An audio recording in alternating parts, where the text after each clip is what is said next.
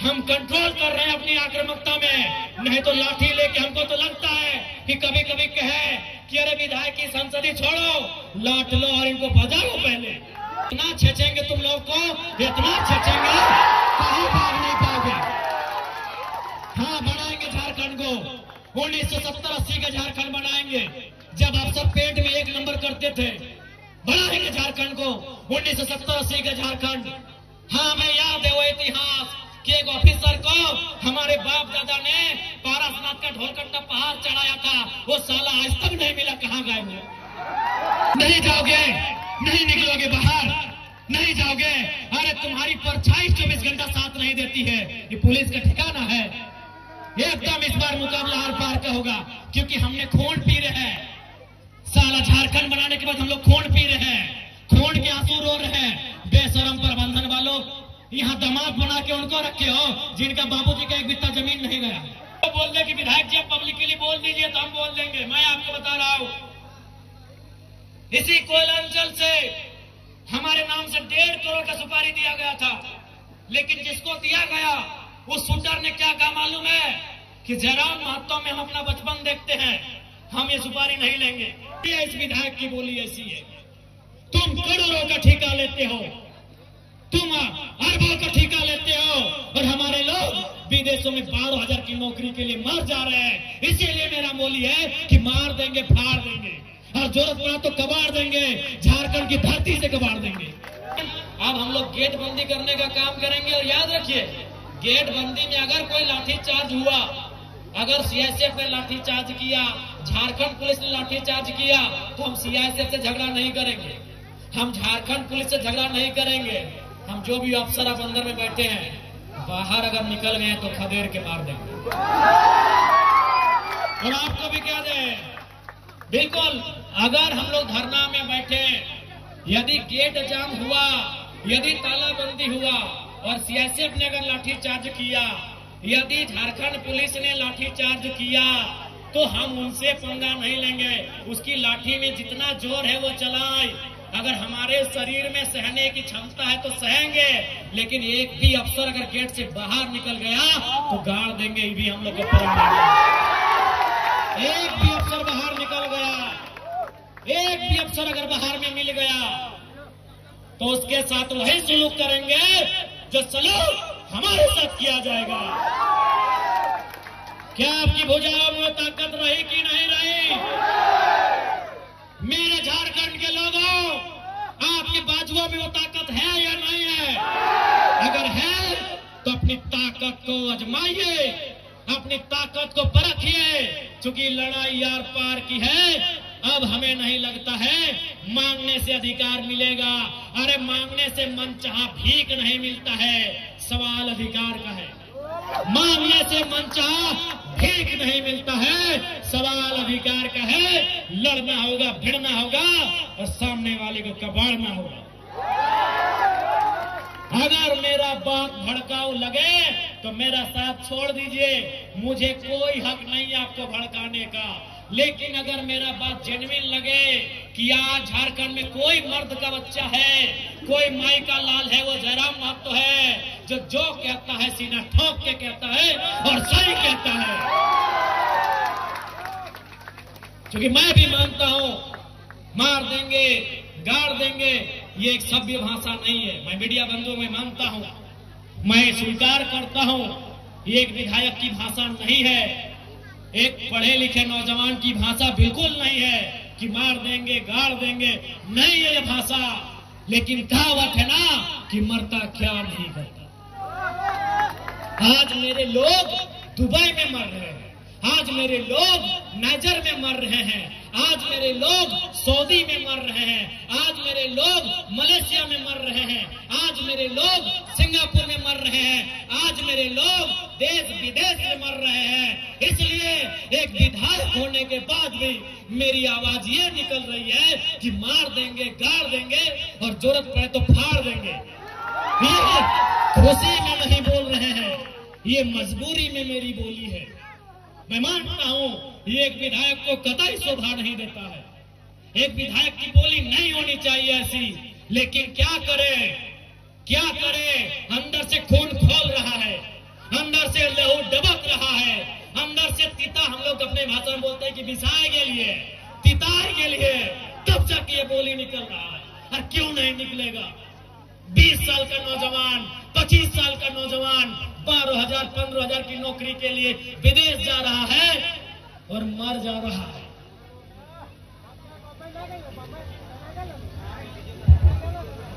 मर जा रहा है।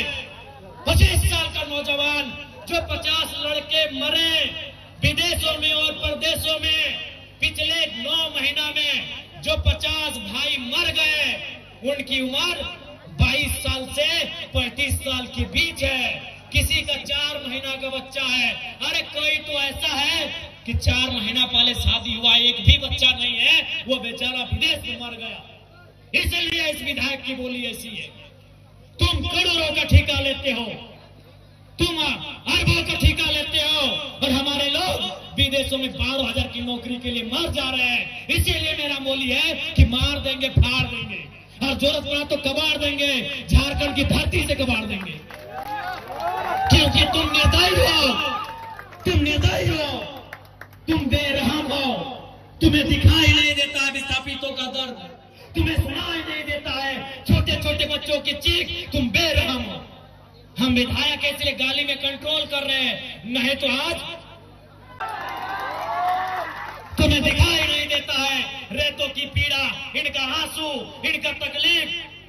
आज रेतों के बच्चे परदेशों में हैं, विस्थापितों के बच्चे विदेशों में हैं, और क्या 12,000 15,000 की नौकरी के लिए मर जा रहे, बुरी तरह मर जा रहे हैं। शरीर देखने लायक नहीं होता है जब वो आता है। मां इनकार कर देती है हल्दी देने से। अरे मरने के बाद हमारा नियम है हल्दी देना, मां इनकार कर देती है, हल्दी नहीं देंगे बॉडी में। पत्नी देख नहीं पाती है शरीर को। इसलिए सुन लो डीवीसी वालों, इस बार अगर धोखाधड़ी हुआ तो भाड़ में जाए विधायकी। हम याद करेंगे उस इतिहास को, हम बनाएंगे वही माहौल। तुमको जो कबाड़ना है कबाड़ो, हम वो माहौल फिर बनाएंगे। 70 वाला माहौल बनाएंगे, 80 वाला माहौल बनाएंगे, बिल्कुल बनाएंगे। हमारे लोग दुख से मर रहे हैं विदेशों में, और तुम यहाँ करोड़ों का ठेका लेते हो। बेशर्मी की हद कर दी है। तुम बेरहम हो, निर्दयी हो, तुम क्रूर हो, तुम अहंकारी हो। जिन्होंने जमीन दिया आज वे नौकरी नहीं करेंगे, नौकरी को बेच रहे हो, दलाली कर रहे हो। इसलिए हम बनाएंगे झारखंड को 1970-80 के दौर वाला, जब अफसर लोग पैंट में 1 नंबर करता था। हम बनाएंगे उस दौर को। हाँ, तुम्हारा सामना करेंगे, हाँ मारेंगे तुम लोग को। लट से मारना होगा लट से मारेंगे, मुक्का से मारना होगा मुक्के से मारेंगे, क्योंकि तुम लातों के भूतों बातों से नहीं मान रहे हो। तुम याद करो बेशर्मो 1991 की वार्ता को, याद करो डीवीसी के बेशर्मो, बेरहमो, याद करो 1991 की वार्ता को। क्या हुई थी वार्ता? बेरहम लोगों, तुमने नहीं माना वार्ता को। हम ठेका लिए राजा हरिश्चंद्र मरने का, हमने ठेका लिया है, पटक के मारेंगे, एकदम मारेंगे। तुम्हारे बच्चे हमारे बच्चे क्या है? भिखमंगे। तुम्हारी बीबी अच्छी साड़ी पहनेगी, तुम्हारे बच्चे महंगे स्कूलों में जाएंगे, हर साल हम भीख मांगेंगे। तुम गद्दार हो, तुम बेरहम हो, तुम घमंडी हो। तुमने नहीं माना है 1991 की वार्ता को, जो विनोद बाबू के नेतृत्व में हुआ था। तुमने नहीं माना है उस वार्ता को जो रेतों के नेतृत्व में हुआ था। आज 35 साल बीत गए, आज 35 साल बीतने को है उस वार्ता को। इसलिए अब हम भी राजा हरिश्चंद्र बनने का जिम्मा नहीं लिए हैं, हम भी बुद्ध बनने का ठेका नहीं लिए हैं। हम चंडाल बनना होगा, चंडाल बनेंगे और आपको इस पर सबक सिखाएंगे। देखते हैं कौन डीसी कितनी देर मदद करता है, देखते हैं कौन एसपी आपकी मदद करता है, अरे देखते हैं कौन थानेदार मदद करता है। नहीं जाओगे, नहीं निकलोगे बाहर, नहीं जाओगे। अरे तुम्हारी परछाई 24 घंटा साथ नहीं देती है, ये पुलिस का ठिकाना है। एकदम इस बार मुकाबला हर पार का होगा, क्योंकि हमने खून पी रहे हैं। साला झारखंड बनाने के बाद हम लोग खून पी रहे हैं, खून के आंसू रो रहे हैं। बेशरम प्रबंधन वालों, यहाँ दामाद बना के उनको रखे हो जिनका बाबूजी का 1 बित्ता जमीन नहीं गया। यहाँ दामाद उनको बना के रखे हो जिनका बाप का एक बित्ता जमीन नहीं गया है, जिनका जमीन गया, जिनका घर गया, जिनका परिवार उजड़ा, वह भीख मांगेंगे। इसलिए भीख नहीं मांगेंगे, अब अपना निवाला छीन के लेंगे। जरूरत पड़े तो गर्दन में अपने हलक के नीचे से छीन के निकालेंगे। और साफ ये हुक्कार है, साफ ये प्रबंधन को मेरा हुक्कार है और झारखंडी को भी ललकार है कि आओ सामने, जो प्रबंधन अनाकारी करता है उठाओ लट और बजा दो घर के। हाँ, कैसे नहीं मिलेगा? अरे तुम क्या सोचते हो झारखंड फ्री में मिला? जब झारखंड ऐसे नहीं मिला तो नौकरी ऐसे मिलेगा? मिलेगा ऐसे? झारखंड ऐसे मिला? कितने लोग मरे? अरे दुनिया छोड़ो, यहाँ बताओ कितने लोग मरे हैं? अरे बोकारो जिला में बताओ ना, नाम गिनाएंगे तो सुबह से शाम हो जाएगा। एक जिला में सुबह से शाम हो जाएगा। इतने लोग मरे हैं झारखंड बनाने में। क्या लगता है ये बेईमान बेशरम लोग फ्री में नौकरी देंगे? बिना संघर्ष के देंगे? इसलिए और एक बात जान लो, आप भी जानते हैं सबसे ज्यादा संकट में कोई है तो जयराम महतो है, लेकिन उसके बावजूद वो अपनी जान हथेली में रख के आपके बीच आता है, ताकि मैं भी मानता हूं अगर आज हम लोग नहीं जागे तो हमारे पास एक इंच जमीन नहीं बचेगा, हम दर बदर की ठोकरें खाएंगे, हम बेघर हो जाएंगे। इसलिए तुम्हें इसलिए लड़ना है कि बाल बच्चों का भविष्य सुरक्षित हो सके। आपको क्या लगता है ये चर्चा नहीं करते हैं? ये चर्चा नहीं करते हैं कि जयराम महतो को रास्ते से हटा दिया जाए? मैं ये खुलासा कर रहा हूं और ये खुलासा मैं जिस दिन वो शूटर अगर वो बोल दे कि विधायक जी आप पब्लिकली बोल दीजिए तो हम बोल देंगे। मैं आपको बता रहा हूं, इसी कोयलांचल से हमारे नाम से 1.5 करोड़ का सुपारी दिया गया था, लेकिन जिसको दिया गया उस शूटर ने क्या कहा मालूम है? कि जयराम महतो में हम अपना बचपन देखते हैं, हम ये सुपारी नहीं लेंगे। उसने अपने लोगों को मेरे पास भेजा और बोले कि जाकर उनको अलर्ट कर दीजिए, हम लोग सुपारी रिटर्न कर रहे हैं, लेकिन कोई दूसरा ले लेगा तो फिर हम लोग गारंटी नहीं लेंगे। उनको बोलिए वो सुरक्षित रहे, लेकिन हम उनका नाम और सारी चीजों को क्लियर इसलिए नहीं करेंगे क्योंकि एक प्रोटोकॉल होता है। अगर वो शख्स बोल दे कि आप पब्लिकली प्रेस में आके बोल दीजिए, हम उस दिन बोलने में हमको डर नहीं लगेगा। 1.5 करोड़ का सुपारी सिर्फ इसलिए गया था कि ये सब पे बात करता है, ये कंपनी पे बात करता है, कोयला पे बात करता है, ये करप्शन पे बात करता है। ये आपको मैं एक सच्चाई अपनी बता रहा हूं, लेकिन उसने लेने से इनकार कर दिया कि जयराम महतो में हम अपना बचपन देखते हैं। वो आज भी मिट्टी से निकलकर बाहर आया है। तो इनको ये आपको क्या लगता है कि इनको हमारे शब्दों से, हमारे विचारों से, हमारी आवाज से इनके पेंट गिली नहीं हो रही है? ये तैयारी कर रहे हैं, ये इस बात की तैयारी कर रहे हैं कि शक्तिनाथ महतो की तर्ज पर इसे हटा दिया जाए। ये इस बात की तैयारी कर रहे हैं कि हमें ठिकाने लगा दिया जाए। लेकिन मुझे पूरा विश्वास है कि अगर इस बार झारखंड की जमीन से लहू बहा तो इस बार इतना ही कहेंगे झारखंड के लोगों, चाहे लहू किसी का बहे, इस बार चिता मत जलाना, उस चिते को रख देना, उस चिते को छोड़ देना। अगर जलाना हो तो ऐसे बेरहम बेईमान पदाधिकारियों का हौसला जलाना जहां तुम्हारा अधिकार, जहां तुम्हारा हक आज भी वंचित है। ज्यादा समय नहीं लेंगे, जयराम महतो विस्थापन की लड़ाई लड़ने तैयार है, चाहे सड़क हो या सदन हो। आपने देखा होगा, सबसे पहले मैं माननीय मुख्यमंत्री और दीपक बिरुवा जी को धन्यवाद दूंगा कि आज एक बुलंद आवाज विधानसभा में उठने के बाद उन्होंने विस्थापन आयोग का गठन तो किया, लेकिन उसका अध्यक्ष और समिति का विस्तार कब होगा यह मुख्यमंत्री जी को तय करना होगा, जल्द करना होगा। बिल्कुल ये आपकी ताकत थी, आपके वोट की ताकत थी कि आज जयराम महतो जब सदन में खड़ा होता है लोग थरथराते हैं कि इस बार ये कौन सा सवाल पूछेगा। लोग थरथराते हैं कि इस बार कौन सा सवाल पूछेगा। और अब हम इतना ही कहेंगे, कोयलांचल के विस्थापित रैयतों, मेरे भाइयों मेरी बहनों, लड़ाई हर एक तरीके से लड़नी होगी। आपको लड़ना भी है, आपको पढ़ना भी है और जानकारी भी रखना है।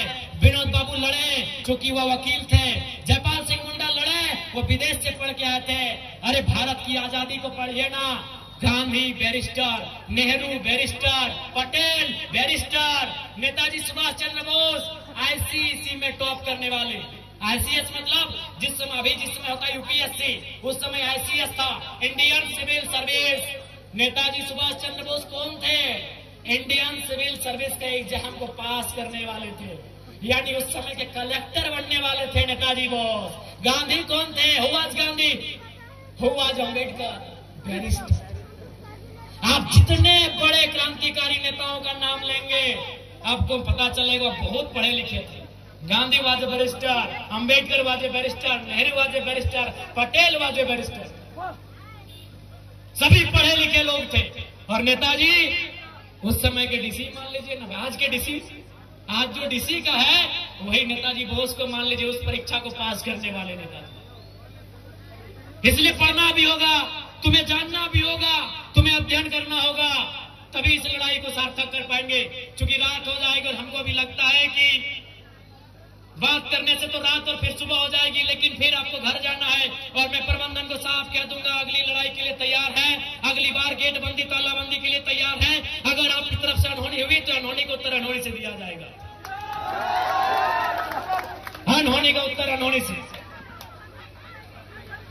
तो पुनः ज्यादा समय नहीं लेंगे, पुनः मैं सबको यही कहूंगा, लड़ाई के लिए तैयार रहें, अपने हक की आवाज के लिए तैयार रहें।